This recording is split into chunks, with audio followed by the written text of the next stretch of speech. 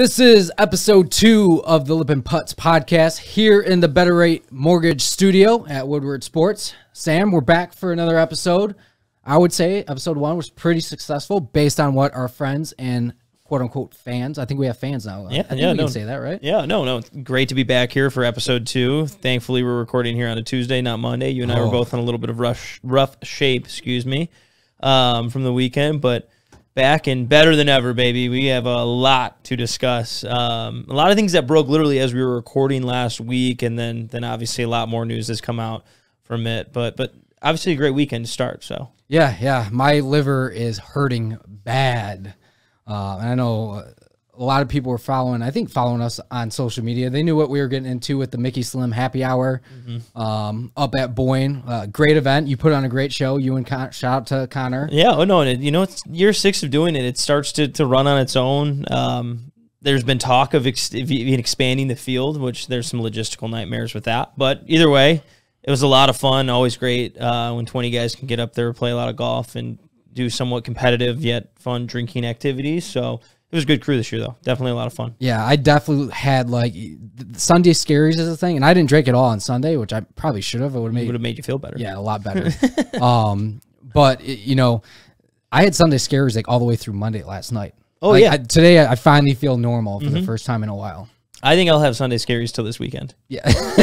Just as we get older, that's a prolonged thing. That's always going to happen. I need a weekend now. Well, the scary thing for me, I'm going to do it all again. I got a cousin's golf trip that I go with like 20 more guys this weekend. Yeah, there's a couple other guys. The Livonia boys we're doing the same thing. So yeah, RIP to our livers. Yeah, well, hey, I'm going to be clean this weekend, so I need it. Boy. But pretty loaded shows we talked about. Yeah. Obviously, want to recap the Memorial. As we discussed on the last podcast, literally as it was released, we didn't discuss it. LIV Golf announced their field, some surprise names.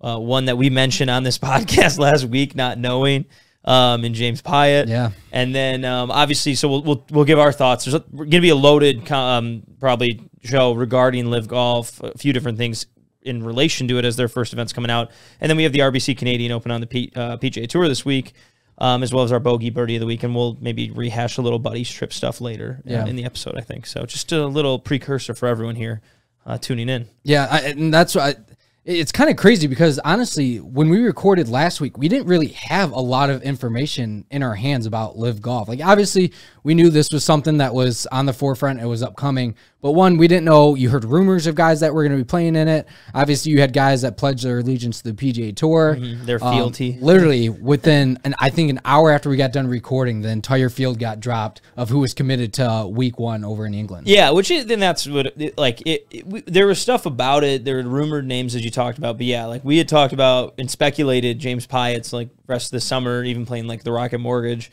Now that he's, and we'll get into it, committed to this week's in the LIV Tour, like, does that impact his sponsor's exemption? Who could say? But either way, it was the Memorial last week. Great event. Obviously, we were a little busy golfing during it. But I'm a big fan, and I don't know what your opinion is of Billy Horschel. I like him. I think he's a ton of fun to watch, especially in, like, feature group coverage. But wins by 4 over Aaron Wise. Really, it was never in jeopardy going into Sunday, and never really got that close. But Billy Horschel, I tend to call him Batman, as he looks like Christian Bale. Okay, so, yeah, I can see like that. Billy Batman Horschel wins the Memorial, 7th PGA Tour win in his career. Kind of sneaky. Yes, I mean, along with the FedEx Cup, like he hasn't got that major yet, which he hasn't really ever been competitive. Yeah, and that's the hard part, I think. But like, honestly, Billy Horschel's kind of a nutcase. Like, if you watch, like, his antics, like, I enjoy Billy Horschel. I think, like, not to get too weird here, but, like, the fashion with polo golf, I think he kind of instituted a little bit of the more athletic fitting clothing and a little bit tighter pants. Tight. I actually like that style. I mean, we saw it he molded that, I'd say, the generation that we have now of, the 5-pocket pants and all that fun stuff. So for me, I've always liked Billy Horschel.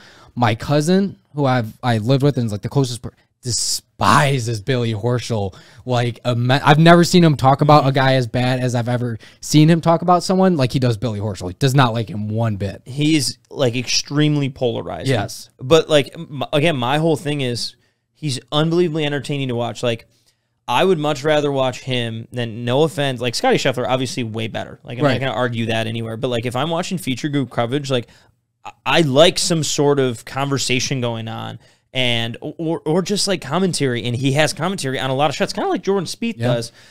It's not, well, it is kind of like whiny like that, but like I think he's fun to watch. Hits shit out of the ball, but also just like he does this like weird, quirky like putting thing, kind of like how Keegan Bradley does when he lines up to hit the shot. So it's just odd. But again, like he's won 7 times on tour. He's had a really weird career trajectory because he got hot and he won the FedEx Cup early in his career, and he really just had that hot month. Then kind of like fell off and then came back, but he's never been on any of the American teams, whether it be a President's Cup or a Ryder Cup team. He's never really competed in a major, and so it's just odd because you'd think a guy with 7 PGA Tour wins would have maybe a higher, you'd say, notoriety than maybe like a guy you think of Ricky Fowler or Tony Finau. Those guys, 2 wins or so each. Like, there's a difference. And so it's odd to kind of think where his career trajectory's gone compared to others. But this is clearly, I think, the FedEx Cup's a big win, but this is the biggest like individual PGA Tour win he has on his resume. Yeah, and you look at him too, is like, I think it's an interesting fact that you brought up. He brings a lot of things to the table that remind you of other golfers. Like you said, a little bit of the whining, like Jordan Spieth. One of my favorite Billy Horschel moments is when he was slamming one of his clubs back down his bag, and I think he busted his finger open and had to get bandaged up. Like, to me, like you said, that's entertaining television. I'd rather see that than see just like a boring like Sam Burns, like we talked about last week. A little ricochet shot, but to me, like that, I want to see guys get pissed because I've gotten pissed playing golf. A lot of people get pissed playing golf, and I want to see vocal guys. And I think the coolest moment, and the last round was, I would say the last round was pretty boring. I mean, like you said, it was never in jeopardy. The leaderboard never really changed that much. But the coolest moment was obviously him on the 18th green. Like, he's had 7 victories, and his family's never been there for any of them. And so he's got a young family. He's had some personal stuff that he's been very vocal with his wife, and her being sober, I believe, 6 years now. And to see that moment, have them there, be there when you get to walk off the green and shake Jack's hand, like that's a very cool tradition that I think is very underrated for the PGA Tour. For one of the best golfers of all time and being heavily involved. So that moment and hearing how excited his daughter was to watch that moment, it was pretty dang cool television. And like, obviously the Memorial's a good tournament. Like, let's not like, it's an elevated event. It's obviously not considered a major. It's not considered a playoff event, but it's in those elevated events like the Genesis Invitational that Tiger hosts, like the Arnold Palmer Invitational that Arnie obviously used to host. But you get added FedEx Cup, you get added value with that, I think. And so it is a bigger event. And one thing I know, or I assume, I wouldn't say I know, but like Billy Horschel's a guy who's a big like America. And he's wanted to be on a team, obviously, whether it be the Ryder Cup, the President's Cup. This is obviously going to help get him toward the President's Cup this year. And obviously with a couple other things within LIV Golf, those guys might be not playing. But he's now ranked 11th in the world. And it's like, whoa. He's 11th. He's the 11th best golfer in the world, and he's been playing really well. And I think he goes into the U.S. Open as one of the favorites, coming off a win. That's always tough, but like, that's where his game's at, and I think he's really starting to peak at probably a really good time this year. Yeah, I mean, it's weird too to see I would say maybe a little bit of a resurgence. I wouldn't technically call it, like, he never really fell off or like had to go play the Korn Ferry Tour. Like, he's always kind of just hung around the PGA Tour, right? Well, the longevity is the thing. Like, you're right. He never lost his status, never even came close, and so he's still getting wins. So and much kind of like Keegan. Keegan's hung around, but Keegan at least won a major when he was younger. But Billy's not. He's kind of just been a self-sustaining career without winning a major, which I think is a very rare thing to do. At age of 35, like, that would be a very cool story for him to make his first Ryder Cup team, hopefully in the near future. Yeah, which the only bummer is he has to wait till obviously next year for that. Right, but could be a captain's pick. Low key though, looking at the leaderboard, it's good. I mean, obviously it's a good tournament. You're going to get a good leaderboard, but like the cream rose is the top. So you have Billy Horschel first, Aaron Wise second. Who Aaron Wise, maybe a lot of people don't know, he won a national title. It was at Oregon. He's like low key having a pretty good season because he's putting like okay. That was like the first national championship I remember watching on TV was him winning at Oregon. And then T3 have Joaquin Niemann and Patrick Cantlay. Guys that have been playing great for the last 2 years, I'd say. Then you have a bunch of guys who kind of round out the top 10, but all tied at 6 under, and that was Max Homa, who, again, another really good season that people aren't talking about. Again, another guy who could probably do it in the majors. Will Zalatoris, my pick to win. Sick. Yeah. Tie fifth. Awesome. Danny Berger, obviously he was a little hurt at one point this year, but he's trending back upwards. And then Danny McCarthy and our boy Sahith, who fucks Thigala. That was the best thing I saw from the entire weekend, was seeing him pop up on the leaderboard, and I was just having that clip from last week. We were like, oh, this is perfect. Sahith, he fucked. I hate that none of us bet on him to be in the top 10, but, you know, that's how that cookie crumbles. But John Rahm, top 10, Mito Pereira, T13, Davis Riley. I mean, you got some of these guys who have been playing well. Mito Pereira, obviously the runner-up finish, but third place finish at the PGA and had been playing well. Davis Riley, who we keep mentioning, he's getting like a top 20 machine. Just a couple guys that you keep seeing there and there, week in, week out. But all in all, Billy Horschel, how I would characterize him, is a psychopath. He is Batman, and he is one of the more entertaining guys to watch. And I would absolutely love to watch him on a President's Cup team, especially if you pair him with like Sam Burns. Yeah. Both guys from Florida, like they tend to play together in some of these team events. They have at the Zurich Classic. Like that would be an awesome pairing to watch. Now both have never made a team, but like expect that to happen. I'm calling it right now at the President's Cup. There'll be a team together. Even though I assume they're both going to make it. I would love to see like Horschel and Spieth together. Just could you imagine the comment? Like you'd have to have like a camera crew just set for that group alone. For it'd have to have its own streaming and everything for the amount of conversation that goes on in that group. Well, and that was like, I mean, in the Masters, one of the first feature group that came out on Sunday when these guys weren't in contention was Tyrrell Hatton and Billy Horschel, and that was like, shit, this is the like most entertaining feature group I've had to watch in a while. Yeah, because they are just like they're psycho. It was the perfect way to kick off the Masters. Yeah. Well, no, that was Sunday though. Sunday morning. Sunday morning. That's when I was like, oh, this is like. Man, this is getting me through the day, especially because that was the day where like Scotty Scheffler was going to have a lead and kind of run away with it. It was like, man, this is great. So either way, we need like Billy Horschel versus Hatton in like singles match on. And they just need to mic them both up. Yeah, they need to follow them with that Netflix series. So yeah, all in for that happening. But I guess my picks for the week. My boy Colin Morikawa let us down. Hot take. Yeah, that was tough. Should have bet him to miss the cut. Yeah, I mean he was. I think top 10 after round 1 or top 20. He shot like $1 million. And then he shot like 8 over or 9 over the second day, which I did that at the Mickey Slim Happy Hour. So it happens to the best of us. The pressure can get to some people. Yeah, so unfortunately, Morikawa. And then Fowler was 2 under after the first day. 3 straight made cuts. And then he had a little bit of a rough second day as well, or rough second and third day, but ended up making the cut, and that's, T64, yeah, but he just also just finished 1 shot out of qualifying for U.S. Open sectionals. I think he got an alternate. Yeah, he did. First alternate this morning. Hopefully he gets in. He's a big name, but I don't know how they choose the alternates because there's like a bunch of them. Yeah. My pick's Willie Z, tied 5th. Again, he's a ball striker who like literally hits the shit out of the ball. He will be there every week. It's just a matter of if you can freaking putt. When it's not a birdie fest, so like not a hot take. Keegan Bradley, T37, he shot like 6 over on Sunday. Yeah. He was like close. So you were kind of looking like a genius there. I tweeted it out from the. It's like the first time ever, but yeah. Willie Z, like he was what 5 under, I believe, through 13 holes on the first round. He was tied for the lead. I was like, holy shit! I was like, Palmer might have just called this one. Hey, I sometimes like on those DraftKings, I one time I think was in like the top 30 people of like a 6,000 person one on the first day, like would have won a ton of money, and then I don't think I even made money. Just you can't. It's only one day. It's 72 holes. You gotta let it all finish. Just like on the other hand, I mean, obviously if guys shoot themselves out, but you gotta let them have room to climb to the top. So. You can't get your hopes up. I always do though, and it's depressing. Well, I mean that's why we gamble, right? Exactly, the ebbs and flows. That's the fun of it. But so I think now is a good time. We have the LIV Golf Series, and there's a lot to unpack here. Yeah. Oh my god. So I almost don't know where to start with it because I think there's like 6 different discussions we need to go through, and probably the first one is to give a mini explanation, maybe people who don't understand what's going on, what it is, and we're going to do our best. And I think what we need to like establish at first is these are our thoughts with the information we've gathered. There's certain things we maybe don't know as well. But I think you and I are going to have a little disagreements on some of these things. Yeah. And so I guess to start, the overall understanding to people who maybe don't understand what the Saudi Golf League is it's a lot of, basically it's a breakaway golf tour that is a series of 8 events starting this year. Greg Norman's the commissioner.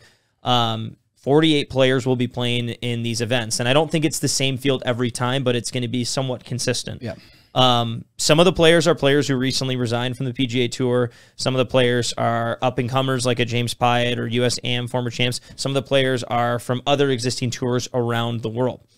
Now, where there's some controversy and a lot of people discuss is where the Saudis are, how they're funding it, how they're funding this league. Now, when we say the Saudi Golf League, excuse me, it's called LIV Golf. Yeah, it's just funded by a Saudi investment group.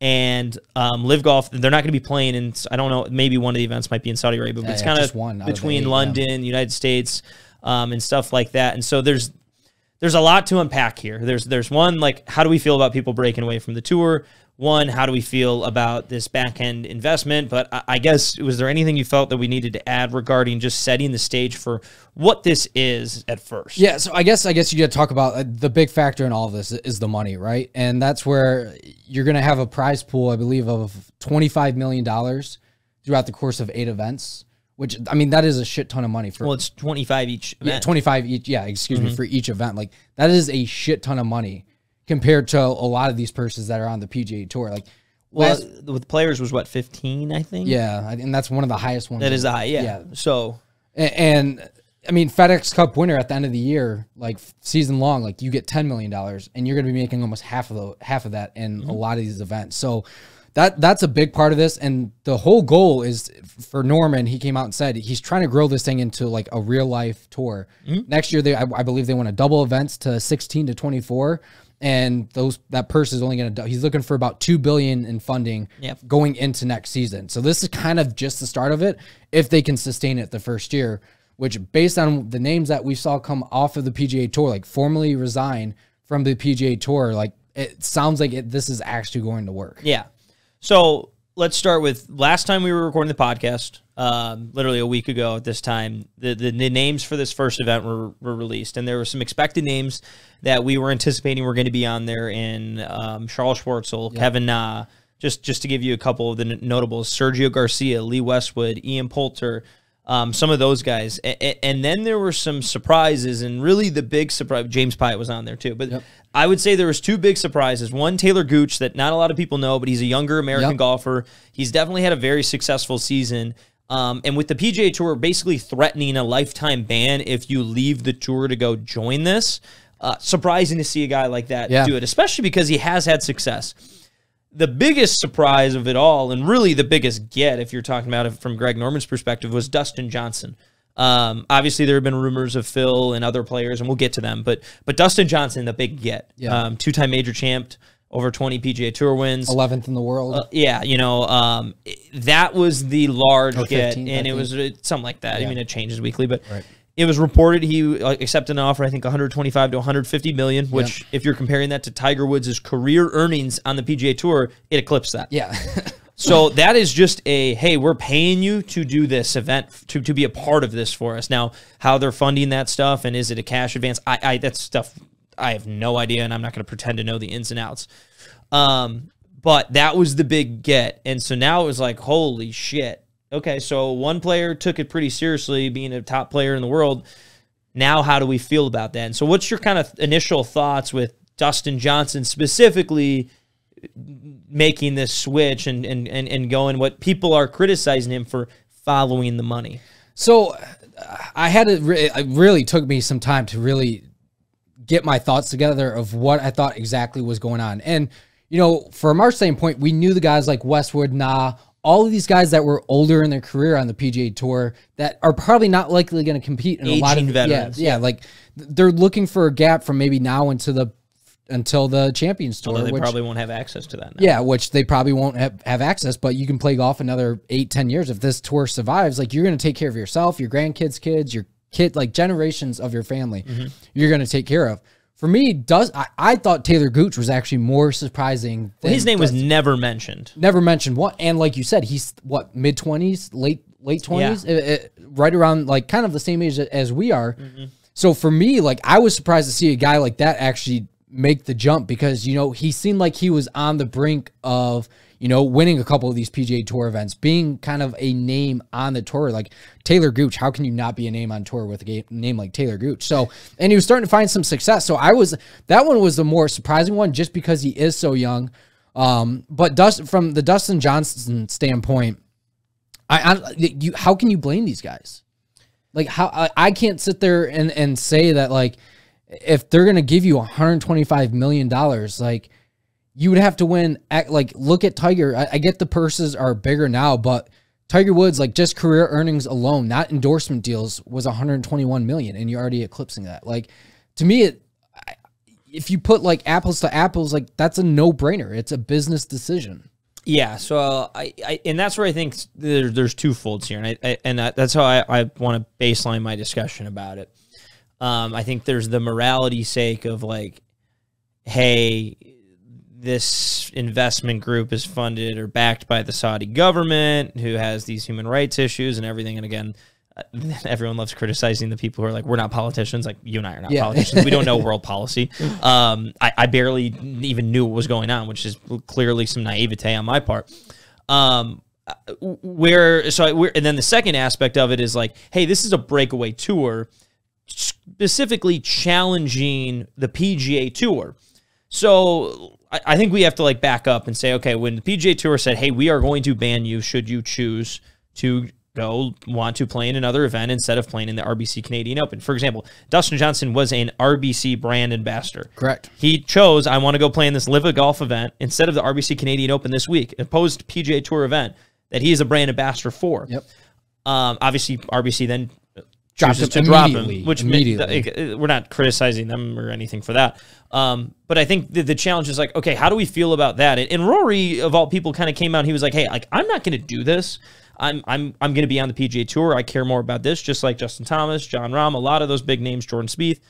But Rory also was kind of like, hey, like, I understand why guys want to do this, and I understand that I do not think as the PGA Tour we can limit them from going and playing in other events, especially since they are considered independent contractors. And that's where, like, there's that whole challenge of how is this going to impact the game? Is it going to dilute even these PGA Tour events that sometimes can be viewed as very boring even more? Is it going to heighten the majors if all the majors still allow them to play?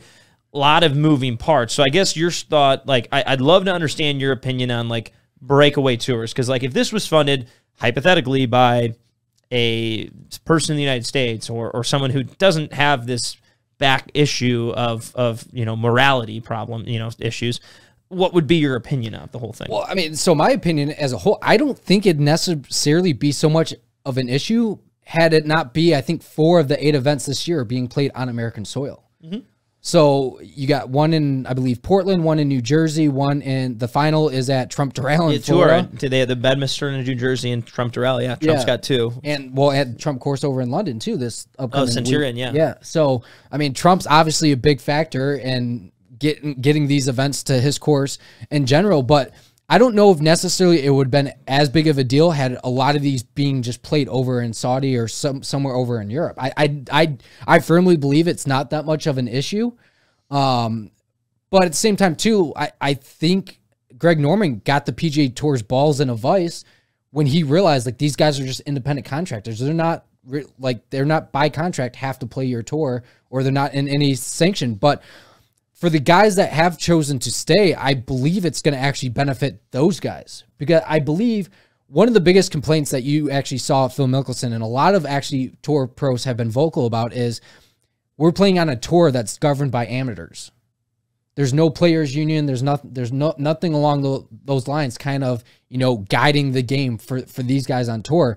And I think eventually the road we're going to go down, I think there's going to be some type of players union alongside of the PGA Tour. Yeah, well, and that's, I mean, to really base, like simplify this for everyone, is that whole premise came from, hey, you only earn how you play on the course. Right. So if I'm Rory McIlroy and I have a shit year where I can't hit the ball right or left or whatever, people are still coming to the event to come watch Rory McIlroy, not Taylor Gooch, not Sahith Theegala, not Davis Riley. They're coming to watch Rory. They're buying tickets for that.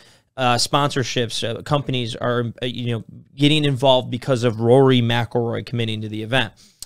And so the concept is like, well, hey, I'm bringing all this money to the PGA Tour, which is a non-for-profit organization. Why am I not getting some of that pot? And I'm not saying he's the one saying it. I'm just saying that's an example. And so that's where the whole thing is confusing, because it's hard to relate the PGA Tour to the NBA, the NHL, because you have specific teams. There's a salary cap. They're paying these specific players to go perform and win a team championship. Right. This one is a different thing because you're getting paid based on your performance. And so, like, you don't want to pay people for appearance fees, but you kind of do at the same time because that will help drive revenue. And so it's this muddied water of how do we want to go about doing this? And there's no proper, I don't think there's a good answer. But what I tend to look at it when it comes to a breakaway tour, or maybe how things have been perceived in years past. And again, I will get to the people who are backing this tour in a second. But what this did for certain other sports entertainment products, I relate to two things. The NFL in the 60s, when, you know, they obviously had a breakaway league for 10 years. They split and became the Super Bowl. And obviously we know what the NFL is today. It is the Super Bowl's #1 most watched thing in the world. It is the biggest thing in American sports by far. Yep. And then you'll laugh at this. I'm going to relate this to the Monday Night War, which is a reference of WWE and WCW back in the late 90s, which is wrestling as an entertainment. It's not a sport, so it could be a loose connection because you can build drama that way. Right. But it was a very mundane product. And when we're talking about product, we're talking about people watching it on TV. And I think that's what has happened to golf over the last 10 years, is it had become more mundane with the lack of the Tiger Woods presence. Yep. He created a lot of excitement. So what they did is you literally had two shows, two entertainment products going head to head on different channels. Thank you, Christ. Hard to talk. I don't know exactly. I think it was TNT and like USA or something like that. I think Spike TV. Even back it was a lot. I mean, obviously, one was Turner backed. I know that, but I clearly like watched this whole W. There was a quiz. If you ever want to go, there's like a 20-episode series on the Monday Night War on WWE Network. Cool thing, sidebar. But it transformed the entertainment product that they were pushing in, and viewership increased immensely because they were battling and really going cutthroat at each other. And it at times definitely crossed the line, but it created more entertainment for the viewer. And so I look at it as a breakaway, yes, could dilute the product even more, especially to people not like you and I who know the Davis Rileys of the world and the Aaron Wises, but to the people who maybe don't and only tune into the majors year over year, or maybe some of the bigger events, like they don't care about even Billy Horschel as much. They care about the big names. Yes, it is diluting that aspect of it, but at some point other people will rise and you will get more entertainment out of it, and it's going to create, basically when people deal with adversity, they modify, adapt, and overcome, hopefully. That's the goal. And so that's what I think this breakaway tour could do, is create this adaptation where they're trying to create a better product for the viewer. Whether that happens, I don't know. And now there's the second aspect, but I just went on a whole tangent. No, you're good. And I think before you kind of go to your next point is from a person that enjoys watching golf. I'm more of a diehard golfer. We both are. I mean, that's part of the reason. Acknowledge that. Yeah, that's why we're doing this podcast. But from a standpoint of like, dude, the last week, golf has kind of been in the forefront of a lot of these media websites. Like it's been, and I've never heard golf talked about from like just a whole like this, besides when Tiger Woods is in the conversation. Yeah. So from that standpoint, this has been very entertaining, and I think it's only going to continue to get more entertaining. When you get guys like Dustin, I mean, Ricky's talked about it's a very interesting, like Ricky's never really condoned the LIV tour. He's just said it's very interesting dynamic. Yeah. And I think for a lot of people out there, I got buddies who are kind of just avid golf fans. I think golf is in the best place it's ever been as far as people playing, the growth of it over the last 2 years due to COVID. So right now, to have all this drama unfold, I think it's only going to be better from an entertainment value for, quote unquote, avid, like the casual fan. Like to watch these guys play for $25 million 8 times across the year. Like I'm a big believer in the PGA Tour, but at the same time too, like I'm here for the entertainment of it all as well. Yeah, and like I think that's where we're both at, is a breakaway tour. While yes, there is a concern that it could dilute the product, I think there's two things that could be a resolution from it too. That the majors become even more heightened, especially if they don't block the players. And just so everyone's aware, the majors are not run by the PGA Tour. The PGA Championships are run by the PGA of America. Same name, I know, confusing, different association. Yeah. Then you have the USGA, the RNA, and the Masters organization. They all run those, and so none of them have come out and explicitly said, we will not let these players play. The USGA, granted their tournaments next week, said they are allowed to play in this. We're going to be okay with that. I'll be curious what the RNA says, but they're usually lockstep with the USGA, so most likely they'll be on that side as well. So all of a sudden, all these players get to come back for the majors, which is exciting. So I'm basically sitting here saying, yes, I think there's going to be some moments of pain from a product standpoint, but I think that it will eventually lead to long-term growth because of a said breakaway tour. Yeah, I'm kind of right there with you. Like you said, there's never really been that challenge. And Norman tried to do it back in 1994 with the World Golf Tour. Yeah, and there was, I think, Nicklaus and Palmer or something tried to do it in like the 70s too, and it was a different way they were doing it again. Right. But yeah, it's not like, this is not a new thing. Yeah, in the world of golf. It's just the first one that's actually sustaining and actually going to happen. Yeah. And so from that standpoint, it's like, you know, this could be like Tiger, like the Tiger effect is on the way out, right? Like he's changed the way golf has always been. And for me, like that, like what's going to be the next big wave that kind of helps the game of golf grow? And like, I know people out there might not like this, but this might be that avenue. Yeah. I mean, I hate the whole, like, we're doing this to grow the game. Yeah. So I'm going to challenge you on that. Yeah. I mean, because, like, that's where it's like, are they doing it to grow the game or are they just getting paid? And I'm okay if you come out and say you're getting paid, like, that's fine. That's the one thing that I is my one bitch about the whole thing is that none of these guys have come out and said that. Like, they had their first press conference this morning, and you know, I asked like, well, what is the morals behind it all? Like, what do you think? And none of them. They all kind of had like a beat around the bush type answer, and it was just. And Dustin Johnson actually said he was probably the most straightforward one about it. He goes, "Look, I made the best decision for me and my family moving forward." And everyone knows they're there for the money. That's the cutthroat answer. That's why all those guys are there. And at the end of the day, like that's how a lot of businesses are run, based on money. So you can't. Well, and here's my question then, and I'm more playing devil's advocate because a lot of people are like, well, they don't do it for the glory. They don't do it for the championships. What about, you know, their legacy? And I have an interesting thought because I'm like what do you mean legacy for the trophies? If they're not losing their access to the majors, which Tiger Woods has explicitly said, hey, I'm only playing in the majors moving forward. Yeah. Like that's the only legacy. They try to make the FedEx Cup to be like some legacy. It's like they've done that by just throwing more money at it, which is kind of the exact same concept as this. So like both ways it's like, and I get, hey, like, is this sustainable? We have no idea, which I get. That's why maybe some PGA Tour players are like, we don't want to jump yet. We're not looking into this, but if that appears to be sustainable, man, we don't know where this could go. Yeah, I mean, I think if you get through these first 8 events, and obviously the PGA, like there's going to be a lot unfolding over the next, I would say probably 4 or 5 months with this whole thing. Like we're going to be beating a dead horse each week. Well, I mean, I don't even think it's necessarily we have to beat. There's just going to be so much new information coming out to us. Like, is the PGA Tour like Dustin signed that $125 million deal.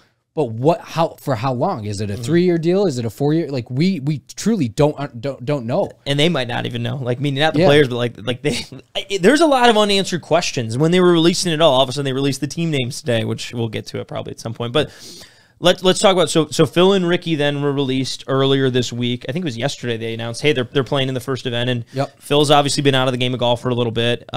He also said, I plan to play the U.S. Open, which the USGA then came out the next day and said, we are open to doing that because of his PGA championship. He's obviously exempt into the U.S. Open, but 2 more big names added after Dustin Johnson had, which really add a lot of value. Phil Mickelson, there's a rumor of like $200 million.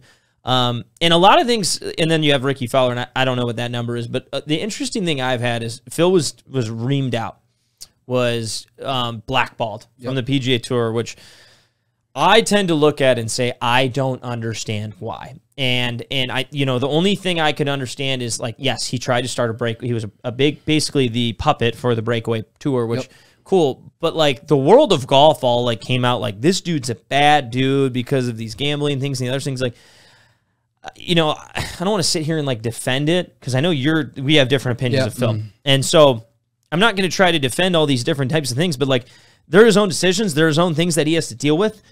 So I don't know like why we're judging him on like a basis of his overall career to those types of things. And so I'm curious your thoughts on it. Yeah. So I've never been a big Phil fan from the get-go. I mean, yeah, him winning the PGA Championship last year, it was very cool for the game of golf. I'm a big golf, I guess, worldwide type person. Like anything that's gonna, you know, be a cool storyline, I'm for it. So I guess I don't know, maybe that makes me obtuse a little bit from that standpoint. But well, I was in the golf business for 13, 14 years, like, or excuse me, I think it was 15. Like part of it was I had to help grow the game. That's kind of like the one value you make while you're working in the business. But he was always the type of guy that, you know, you could tell he was in love with himself. He was very full of himself.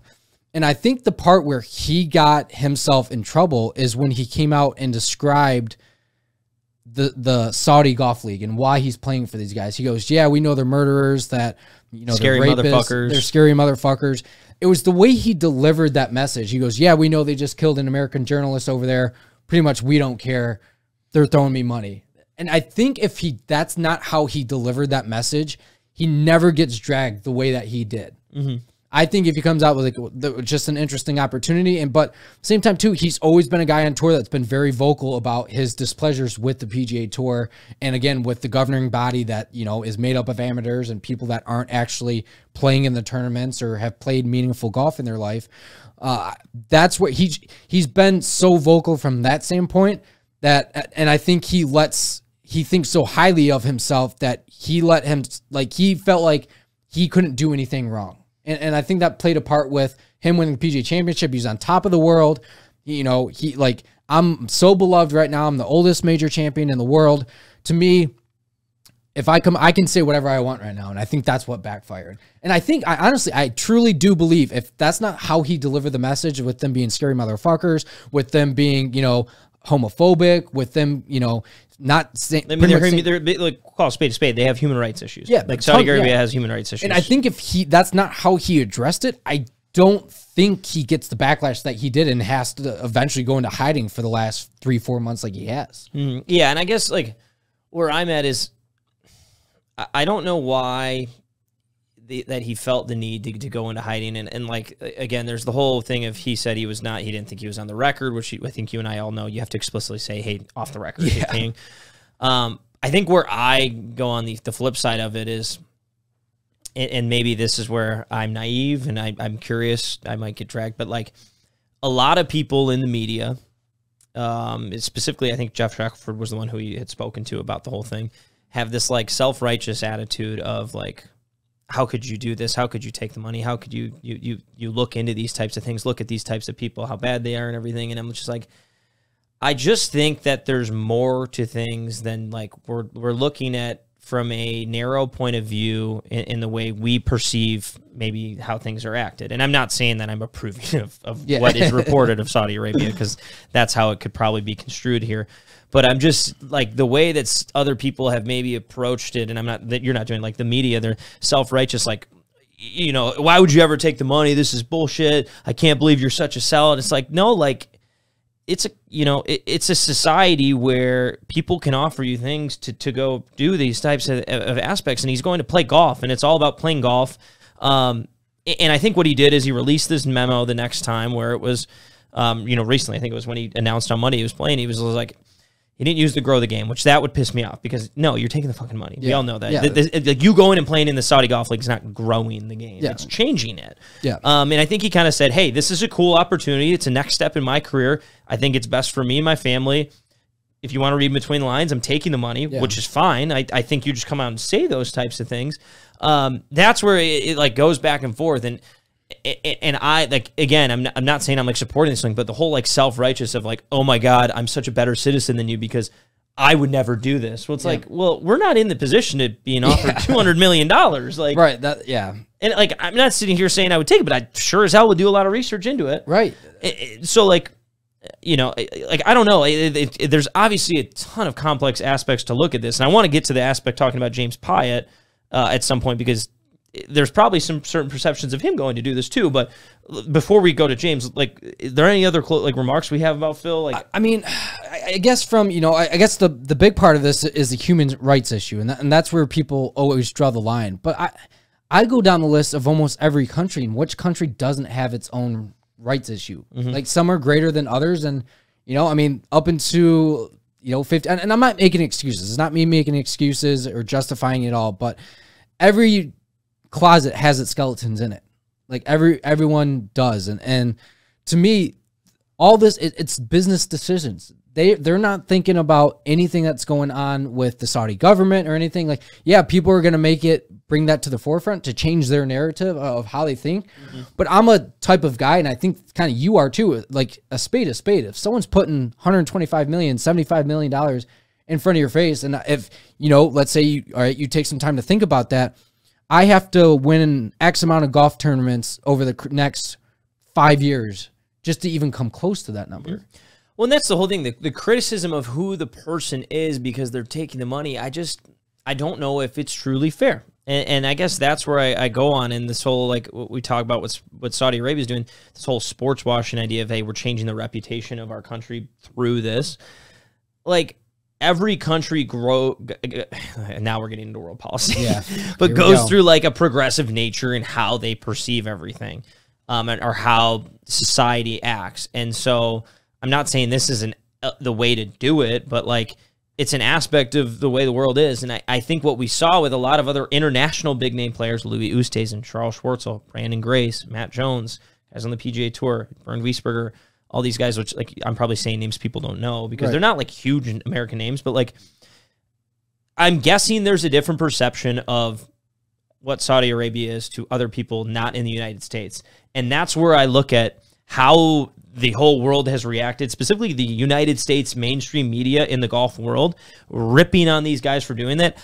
I'm curious, and this could be like tinfoil on the head type thing, like conspiracy theory. Like, I'm sure the PGA Tour is in a lot of these media outlets' ears saying you got to keep fucking ripping on these things because it's challenging the way they're doing things.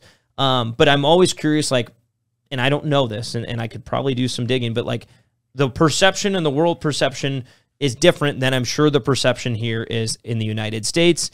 And so it just leads me to believe different types of things. And I don't know where I'm going with that. I don't know the proper answer to it. I could try to relate something, but I'm sure it would be a really bad comparison, so I'm not going to do that right now. But well, I mean, it's from our standpoint, right? We're ignorant to the situation because all the information, like, I'm not a world policy type guy. I'm not a human. Like, I honestly didn't know a lot. Like, obviously, Saudi is driven by heavy oil, big oil money over there.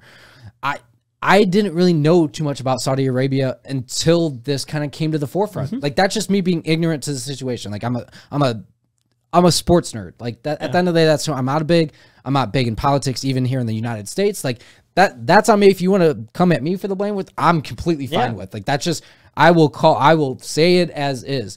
So for me, I look at it from the sports perspective of it. And, like, one of the guys I actually love to listen to now, which is Brandel Chambly, is so against this. And he's a very smart individual who is big into world politics and stuff. Very articulate. And so, like, he has his stance for his reason.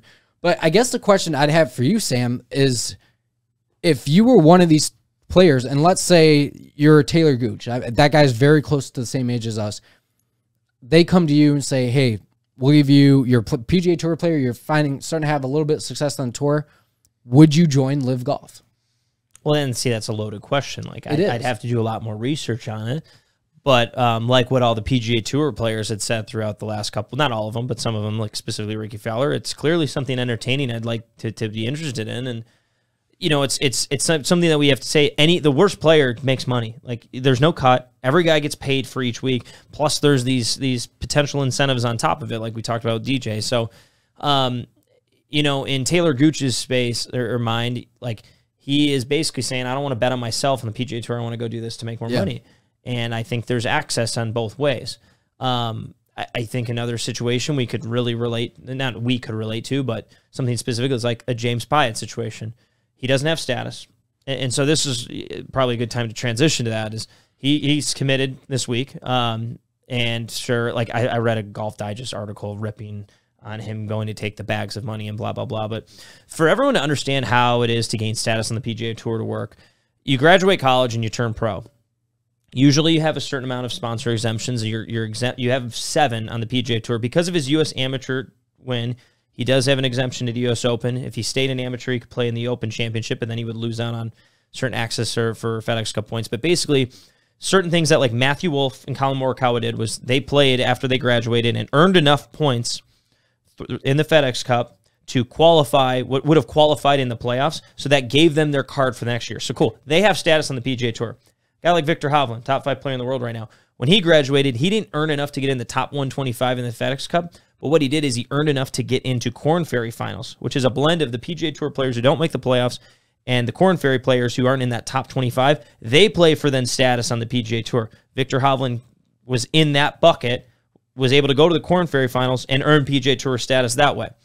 Now, James obviously has not had a ton of success so far since he's turned pro.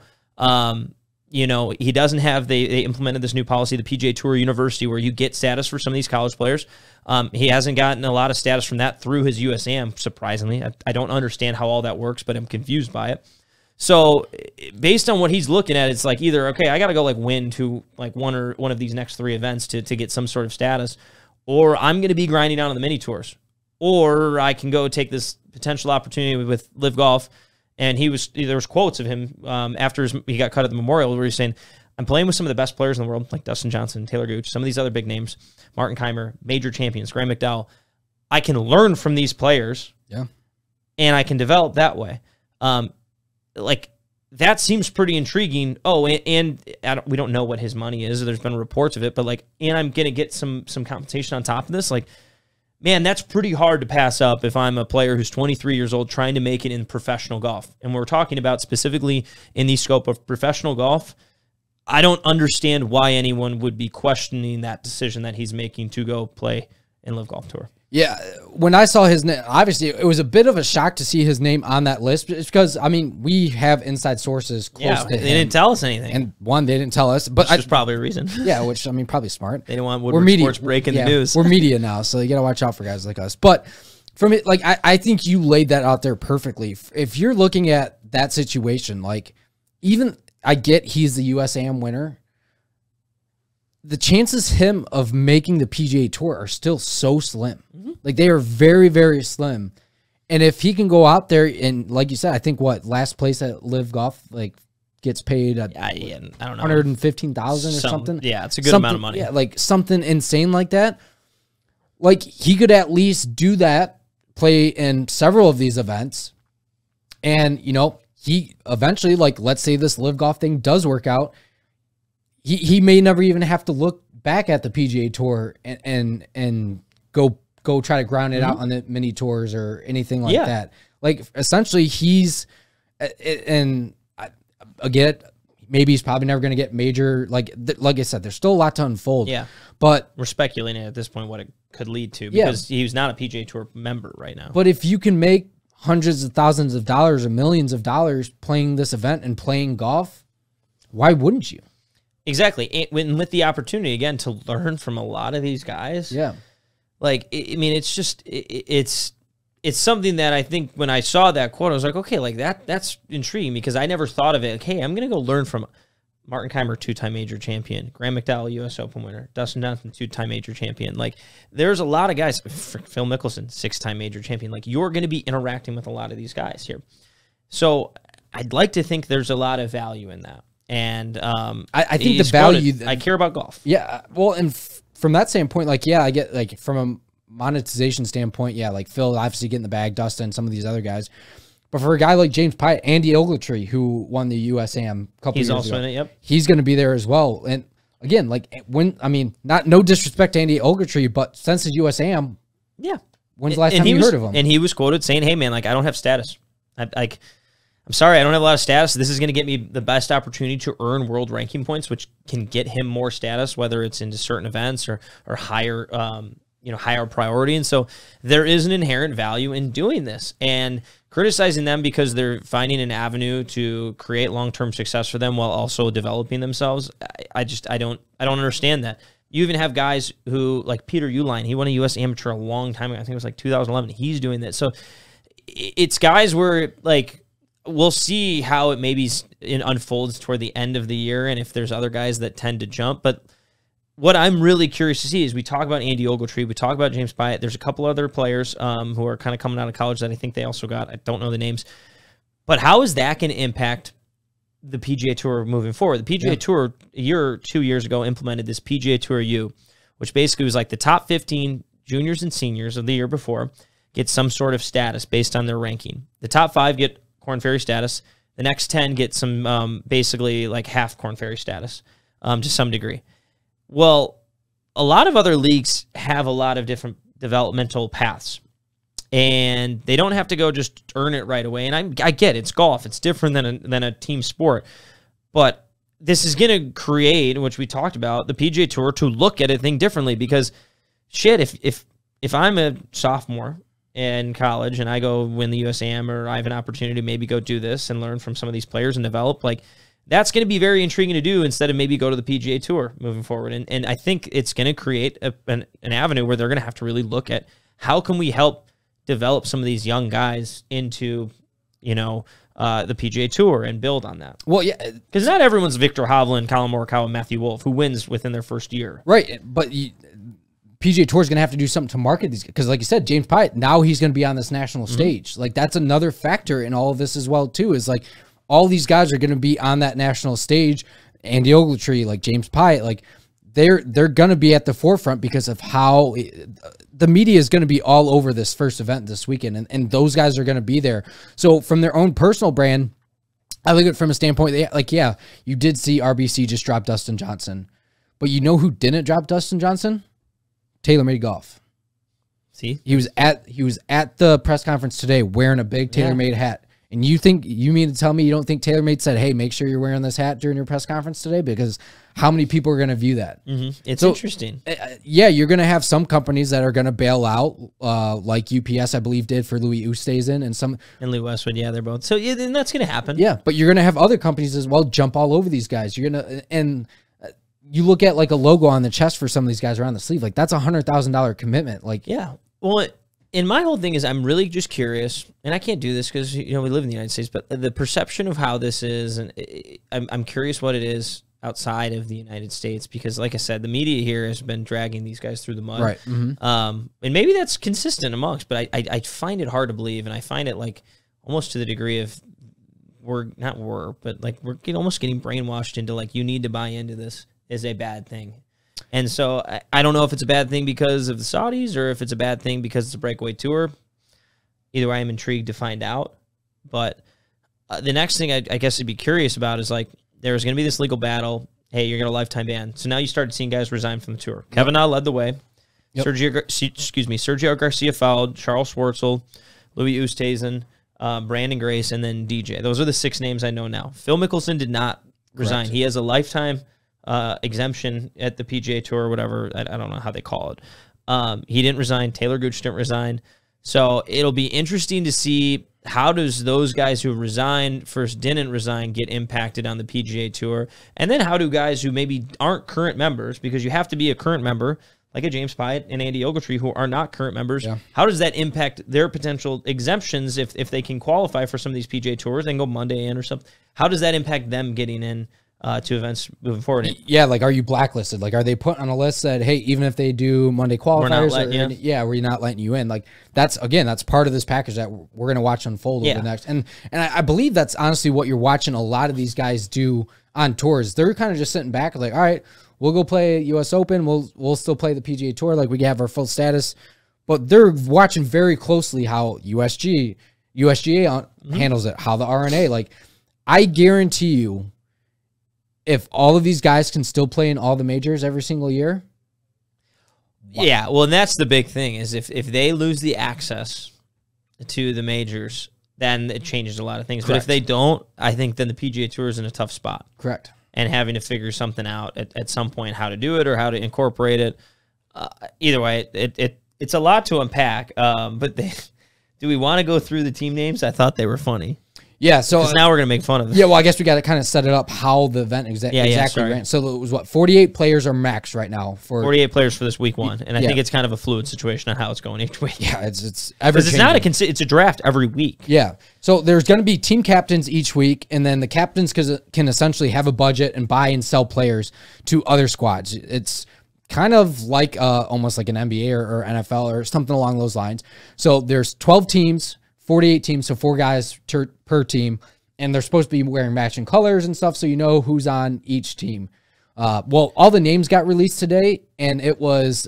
Yeah, you want me to go through the captains? So I got Dustin Johnson, Graham McDowell, Ian Poulter, Kevin Na, Louis Oosthuizen, Martin Keimer, Peter Uihlein, Phil Mickelson, Sergio Garcia, Siwon Kin, Taylor Gooch, and Wade Ormsby are the various captains here.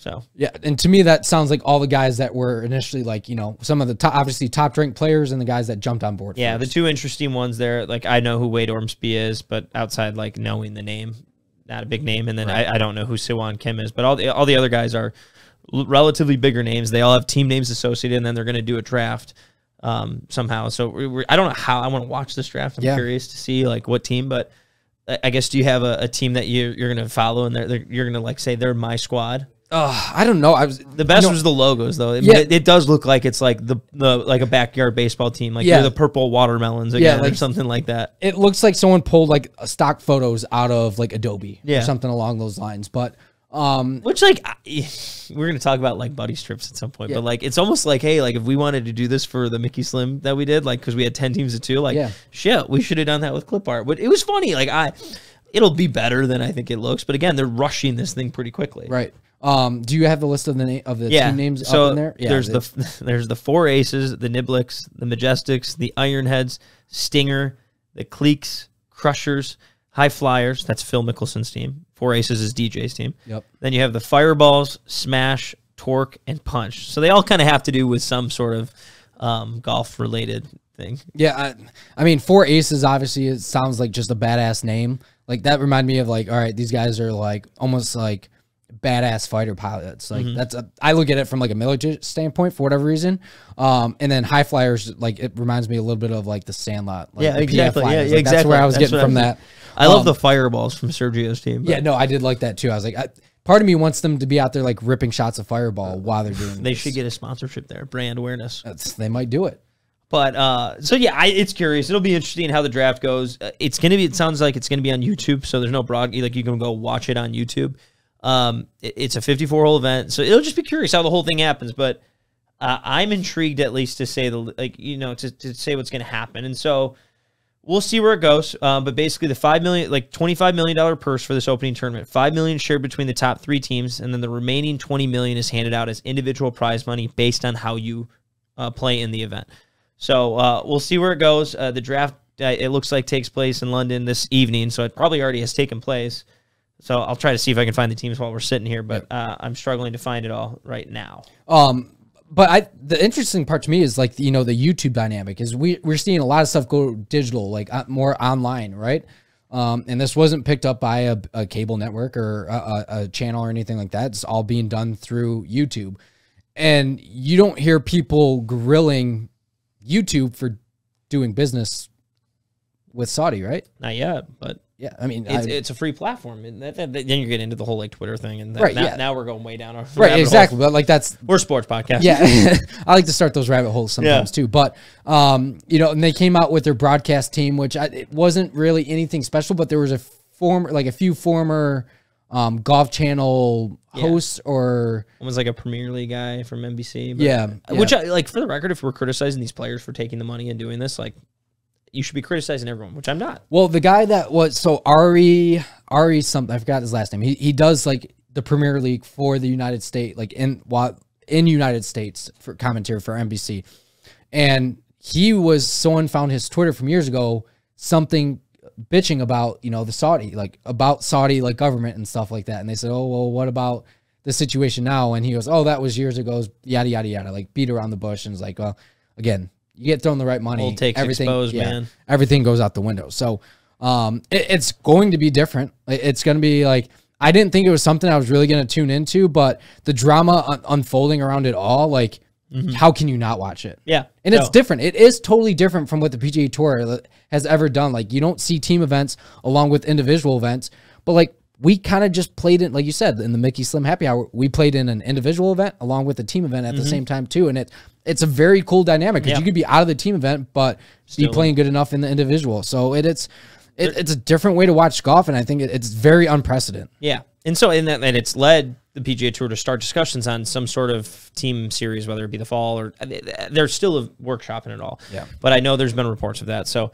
either way, I think that's enough on the LIV golf thing. We'll obviously download a little bit about it next week and our thoughts on it, but hopefully we haven't bored everyone else. We're a golf podcast. Yeah, so we got to talk about golf. LIV golf isn't going anywhere. Yeah. It's the beginning of it, and obviously, like that. I know that was a bit long-winded for a lot of people out there, but we had to get it all in, and we probably could talk about it for 3 more hours if we wanted to, and we wanted to set the stage and at least explain what it is. So yeah, and we didn't touch on it at all last week. So no. Well, we were busy with Braylon. So well, like we said, we had a lot of unknowns. We still have a lot of unknowns, and it's going to unfold. I guess the one interesting part of that before we kind of wrap up that is Tiger Woods was offered to be a part of it as well too, and it was high 9 digits is what I was told. What do you think what did you think that number was? That was like 900 million, you could say. You think it was that close? I was thinking like probably $500 million is what they probably. Oh, you're thinking 5? Yeah, if they gave Phil 200, I was thinking they were trying to give Tiger 500. Yeah, my whole thing is like if you're gonna offer Tiger money, like he's already built. Like he doesn't need the money, but you got to do it like something enough to get him to do it. So I was guessing like 900 million was in my mind, but yeah, who knows? I mean, he wants to just play in the majors. That's it. Yeah. So the investment company, I guess that's another thing too. They have $650 billion of backing. Yeah. So allegedly. Yeah. Well, take that with a grain of salt. Yeah. So that's I thought it was very interesting from that standpoint. Like I think Tiger has so many different priorities. Priorities. He's not going to play a full-time golf schedule ever again. He's, like you said, he's only going to play major golfs for the most part. And partnerships and deals, like revenue streams. That's something like his foundation. Like that's something as a billionaire you just don't touch because I would assume at some point money just doesn't really kind of give you the butterflies. Yeah, anymore. Exactly. And he's in that boat. You know, he does it for the glory. Yeah. Like that's the only reason, like he is playing for one reason and one reason only still, and that's to beat Jack's record. He could care less about the money. So cool. Well, I think that's enough on that topic. I think might move over to the RBC Canadian Open. Yep. Obviously it's the last event on the PGA Tour prior to the US Open, which is next week. First time they've been playing in Canada, obviously, since pre-pandemic. So we're talking 2019. Just because they haven't done it the last 2 years due to various protocols and everything.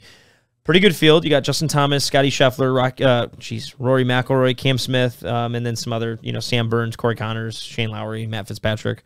But obviously Scheffler, McIlroy, Thomas being the headliners and everything. Specifically as we're getting into this National Open, I'm excited to see how it is. There hasn't been a Canadian champion in a long time. And really the 3 guys you kind of look at for Team Canada here would be Corey Connors, who's I think he's like 25-1 to win this week. Adam Hadwin, who's been playing good golf. And then also Mackenzie Hughes. So those are kind of the top players from Canada. But curious, I'm more just intrigued to see how the event is. Obviously, it's a week for some guys to get ready for the U.S. Open. I never expect in the week before a major the big name players to perform that well. I just think like it's kind of like not a curse, but like an omen. Like it's hard to win back-to-back weeks, and if you blow your load the first week, like it's really hard to repeat that unless you're Scotty Scheffler. But I'll be curious to see how this week goes. I think it's going to be more of a no-namer type winner. This week than maybe a high flyer. But shout out to Phil Mickelson to say the least. Nice. But I guess like initial thoughts. Do you want to get into picks right now? Obviously, we're doing a top 20 and a winner play this week. Yeah, I mean, I think a lot of the distractions for the players are going to be answering questions about LIV golf. So I kind of feel bad for them from that standpoint, trying to get ready for the U.S. Open. But I will say, I mean, like we said, I think we talked about it last week. It's Justin Thomas played in the event before PGA Championship, finished, I believe, top 5. Yeah, but he didn't win. Yeah, so I think if I'm going into this event, that's kind of the area, like a top 10, just a strong get some showing. Confidence. You want to get some momentum. So we're going to pick winners like we do every week, and we'll rarely hit them because there's 140 players. But do you want to start this time? I'll kick it off this week. Okay, so why don't you lead us off with your winner? So I'm going to kick it off with the Australian and a guy that's been playing very good golf all season long. I'm going with Cam Smith this week. Love it. I think, and I think he could be a guy that could win this week and follow it up at the U.S. Open next week. Well, like obviously, probably one of the. I mean, he is one of the hottest players in the world right now. Yeah. So not a bad pick ever. No. Data Golf, which is a website, numbers guy, like the analytics. They give him the 4th best odds to win at 7.3%. So you're locking and loading there. But again, he's a guy who hits the ball a mile. Does kind of hit it squirrely everywhere, but unbelible scrambler, unbelievable putter. So I wish I could putt. And has like the best hair and dirtiest mullet. Are you a Cam Smith guy? Yeah. Yeah, people are like he's a dirtball. He's bad for golf. Yeah, it's like no, I think he's great for golf because like he's the flat bill cap with the dirty mustache and the mullet. Like keep it going and while it's working. So it'll be interesting when he gets rid of it, but I don't know if he will. But I guess Ricky kind of had the stash and the Justin Bieber hair for a little bit too. So You're right. Build a brand. Cam Smith has looked much better look than Ricky though. Different times. Well, the time period, I think Ricky was kind of the in. Yeah, exactly. Different styles back in the day. The mullets are kind of back. The mullets, like I'm not surprised when I see a mullet floating around there nowadays. If I could grow one, I would. But I'm bald. I wish more guys on PGA Tour. I almost want to get like a Cam Smith shirt that like how you get like the silhouettes of like people's hair. You can get the hair like on the side. That'd be actually really sick. Yeah, we might have to come up with that. That could be a bestseller idea. Yeah. Write that down. Yeah, Cam Smith guys. Okay. My pick this week, we talked about him on the last podcast. He decided to shoot like 5,000 over at the Charles Schwab Challenge. Did not play last week at the Memorial. Probably a good thing for his mental game. Yeah, but it was on the last 9 holes. I think he went 9 or 10 over. I'm going Harold Varner III. I think this is a week where like a guy who has not won on the PGA Tour before. Ironically enough, his biggest worldwide win was the Saudi International. Funny enough, but I which think no one's talking about that. Geez, whatever. But I like Harold Varner this week. He's obviously been playing really well. A lot of times when you see a guy have something like this, I feel like they bounce back very well. Yeah. And I'm completely blanking on the guy who did it when he choked at the Waste Management, then won the following week. He's a tremendous ball striker, but he think like this is only win. I just think Harold Varner will come back with this on a vengeance. And again, he's been playing good golf. He's trending well. He had a bad 10-hole or 9-hole stretch. So I really like HV3 this week. Ooh, up in Canada. It's got to be good odds too. It's plus 2,200. Okay. So honestly, like he's the 10th high. Like, sprinkle a little juice on that. So yeah, got to get the juice in there. Get the juice in there. So then we were gonna do a little top 20 play as well. We couldn't hit on the top 10, so yeah, we thought let's make it a little easier. Obviously you got to stretch. We don't want to go Rory McIlroy minus 250 to top 20, but who are you thinking? I'm going with the Canadian, Mackenzie Hughes, the Canuck, Kent State product. Yeah, you have to. I think like those guys like. As weird as it's gonna sound, like for those Canadian guys, like this is a major. Yeah, like they want to win that event. Canadians haven't had a lot of success on the PGA Tour to begin with. So when you get, I think it's the one event up there this year. It's the only one every year. So they look at it's a little bit different. National Open. I mean, it's a big deal when it's your own National Open, just like how it's a big deal for your state amateur or just any of those things. So right, yeah. So I'm running. You just imagine those guys are going to bring it a little bit this week, and I wouldn't shy away from any of the Adam Hadwin, Mackenzie Hughes, Corey Connors. Like those are all pretty good bets to at least finish in the top 20 this week. Of course. My guy I'm going with, who's been playing well lately. I mean, he's had a recent kind of stretch of some missed cuts, but he's had a good season. And he's plus 160 odds on DraftKings right now. But Chris Kirk, 53rd at the Memorial last week, so not great, but 15th at the Schwab, 5th at the PGA. And then he's had a slew of a couple other top 10s throughout the year. So I like him. I mean, again, we're doing a top 20 play here.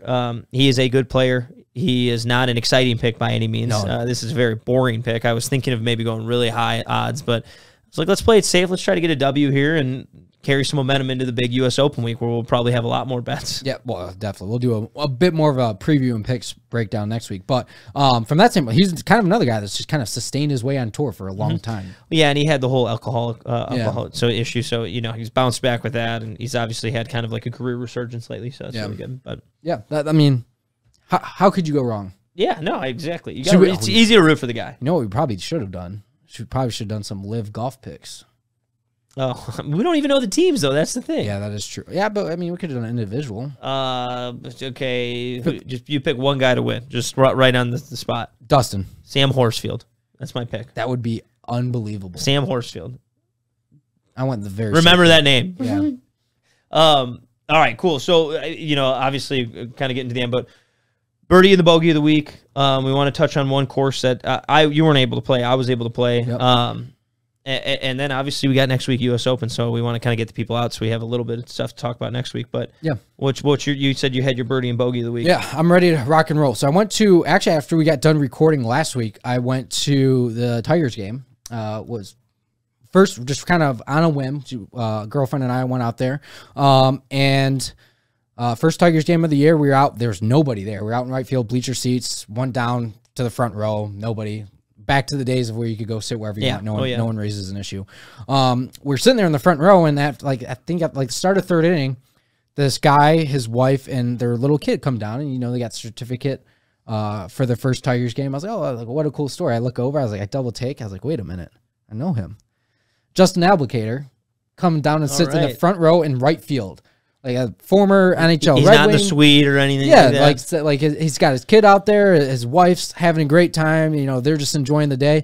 And his kid has the little foam tiger's paw, and he's dangling over the railing. I was like, this is not a good sign. Justin and his wife are having a conversation. They're not really watching. They're kind of letting him be a kid. I was like, this thing's gonna fall out of this kid's hand. Sure enough, slides out. It starts floating down, and then the claws kind of go up underneath, like in the right field wall. There's the wall and then the railing. The claws go right there for like a second. It lands there almost like a leaf falling. And then you start to see it go back on the field, and Applicator snagged it.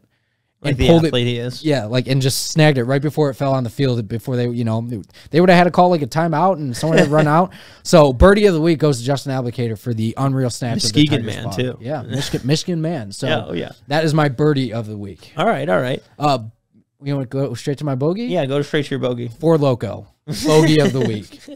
And a special shout out to your brother, Max Palmer. He's the Four Loko king. Put in the group text before, head up to our golf trip. Like, who wants to do Four Lokos for the scramble? I was like, dude, I haven't had a Four Loko since, probably shouldn't be saying this, like since high school. Yeah, but when they were illegal, like for a little bit after. Yeah, because they had like laced with tons of caffeine. Yeah. And I was like, you know what? We're gonna sip on that. We're gonna have a good time. Like, boys will be boys, and we'll drink. Bad news. It makes you do some things you shouldn't do. Like, I finished the Four Loko and decided that shotgunning high noons would be appropriate. It's a fun time then. I mean, I had a great time from what I could remember. Yeah. But the rest of the evening and the following morning was not a very fun time for me. Oh yeah, no, so I'm sure. Bogey of the week is for sure Four Loko. But it was a bogey after a birdie because it was a fun weekend and it was worth it. Absolutely. Hindsight 2020. Cool. All right. Well, my birdie of the week, I'll parlay. Great trip. Obviously, we've talked about it briefly. A lot of fun on those buddies trips. So ton of fun. Shout out to our guy Connor for planning it, but also winning in the team and the individual. Yep. Max shoots gross 11 under, but we make it a handicap event. Connor plays really well. Also, though, he birdied 3 of the last 4 to get his team to win by 1 and the individual championship to force a playoff. Yep. And then he birdied the first playoff hole straight up. So that was pretty cool to watch. Also, birdie of the week, Minwoo Lee on the LPGA wins the U.S. Women's Open. Yep. Just worth noting since we're such big lady golfer fans over here. My bogey of the week, my personal performance. It was my major. It was my Masters. Is the Mickey Slim Happy Hour, and I struggled on the first day of the event, and so my team was a little behind the 8 ball. We didn't do great in the scramble.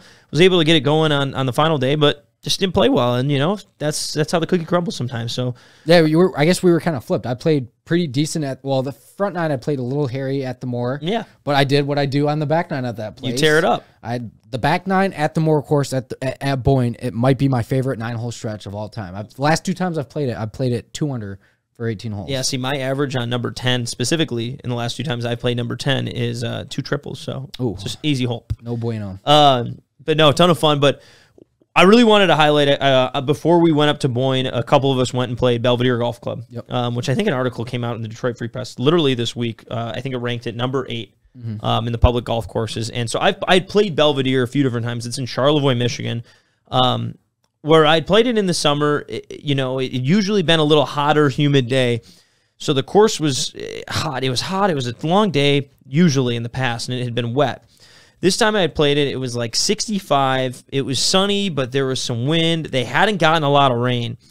And so I was not as excited going into this round as other people were, because I had played the course well, and it's like, yeah, it's fun and everything, but like, whatever. It was the most enjoyable round of golf I've played from a standpoint of how the golf course played.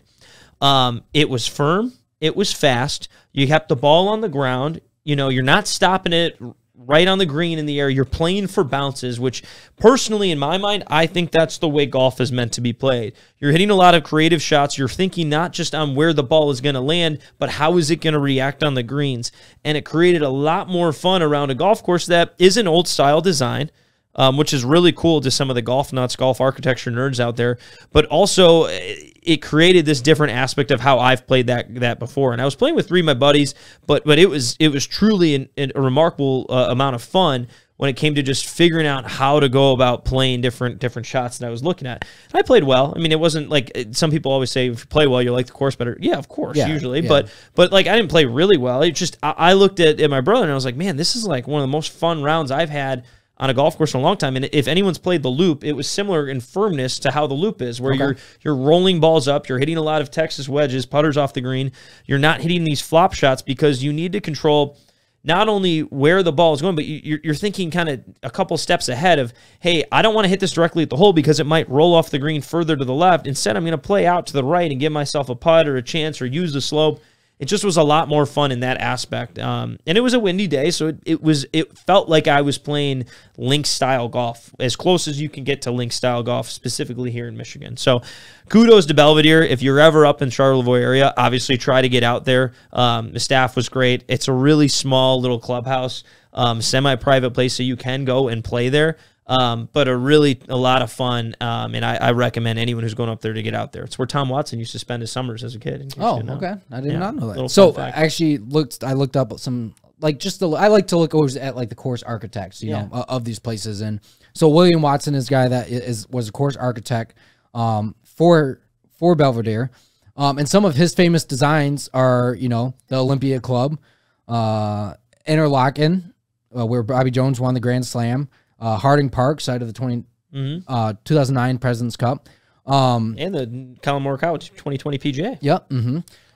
And, you know, Town and Country in Minneapolis. Like, there's tons of clubs all over the United States, which he helped design. Toledo Country Club. But Belvedere is the only course left in America that has the original green designs that he designed himself.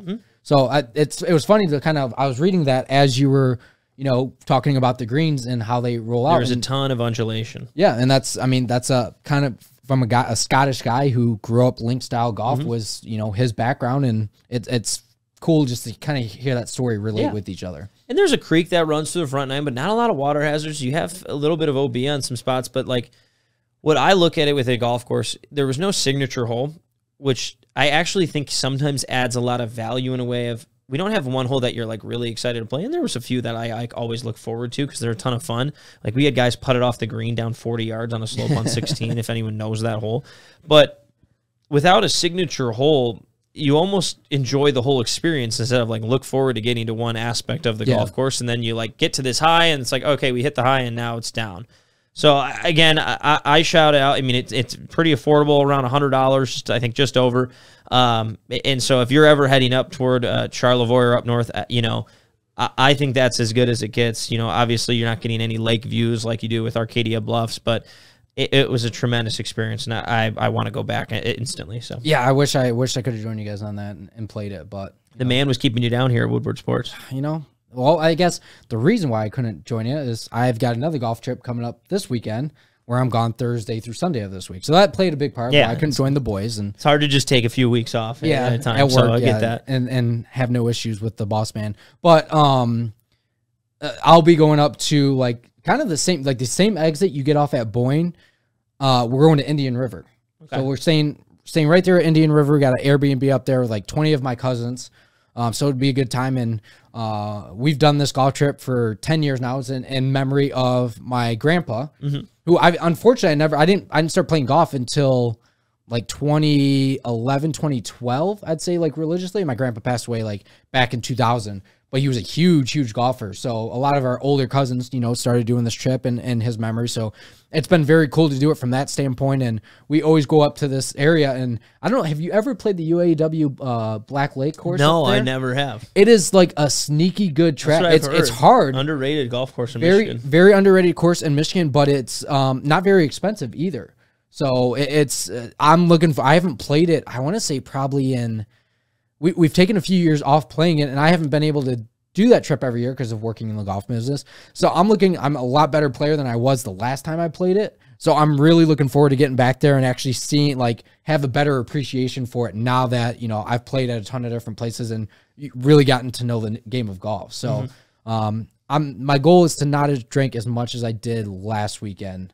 Well, hopefully you don't have any enablers bringing you Four Locos. Yeah, I don't think Four Locos is in the forecast for anybody. That's good. So it's probably good for everybody involved. It's no degenerates then. Yeah, well, definitely not like the Mickey Slim happy hour. Well, that's what we pride ourselves in. But either way, next week, obviously, we got the U.S. Open preview at Brookline, so it'll be really exciting. Last time Brookline held a huge event, 1999 Ryder Cup. Justin Leonard makes the bomb. We'll talk all about that week. We'll obviously recap the first LIV Golf event, maybe a little bit on the RBC Canadian. But really looking forward to that. Hopefully you enjoy your trip and everything. And obviously, as always, we appreciate everyone listening in. I know this was an action-packed episode with a lot of long-winded, and I think we'll to be honest, I think we'll have better opinions on LIV Golf as we approach after we see how this first event goes this weekend. So the product will be terrible, but we'll see. It's the first time they're doing it. So I mean, it's nonetheless, golf is very entertaining right now. So we can't be more. We're excited to see where it's going. Yeah, absolutely. So enjoy your weekend, get out on the course, have some fun, and hit them straight.